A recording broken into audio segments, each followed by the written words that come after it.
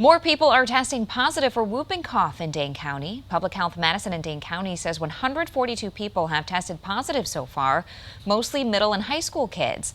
Health officials say early symptoms look like a cold, but after about a week, the cough gets worse and can cause other symptoms like difficulty breathing.